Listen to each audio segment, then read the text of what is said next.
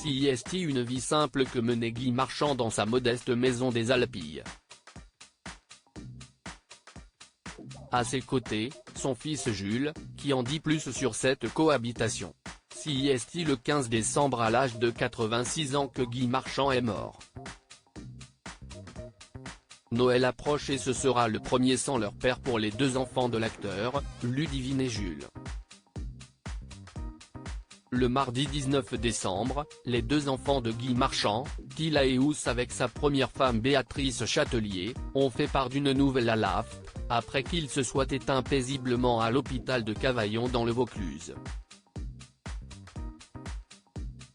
Et CIST en l'église Saint-Pierre-Élien de Molège que le 27 décembre, auront lieu les obsèques de l'acteur de garde à vue. Dans cette région, l'interprète de Destinée a fini ses jours, au sein de sa modeste maison. Une vie simple aux côtés de son fils, dont Gala donne quelques détails ce jeudi 21 décembre. Chez lui, à Molège, dans les Alpilles, une région qui abrite de nombreuses maisons de stars comme Michel Drucker ou Hugh Grant, il se baladait entre tristesse et légèreté, dissimulait ses angoisses, nous révèlent nos confrères. Dans sa campagne provençale, Guy Marchand menait une vie simple, sans excès pour une fois, disait-il. Lui qui a même reconnu à plusieurs reprises de gros problèmes d'argent, en raison de dépenses folles notamment pour les femmes que cet éternel séducteur a aimées. Il passait son temps à lire et relire Romain Gary, écrire des chansons, des polars sur sa vieille machine. Dans le minuscule pré de sa modeste maison, on pouvait voir deux chevaux brouter. Jules, le fils de Guy Marchand, on ne sort pas beaucoup, on s'occupe des chiens. Une modeste demeure avec très peu de meubles mais envahie de livres et de photos.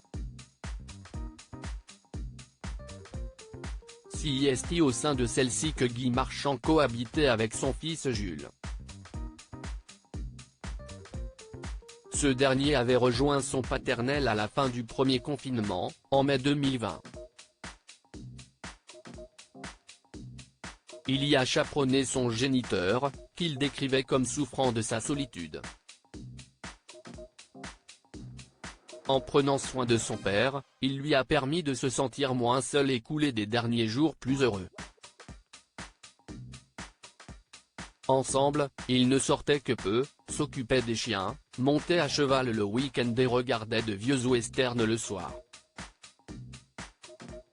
Puis, le 1er septembre dernier, Jules est devenu père à son tour, d'une petite Charlie.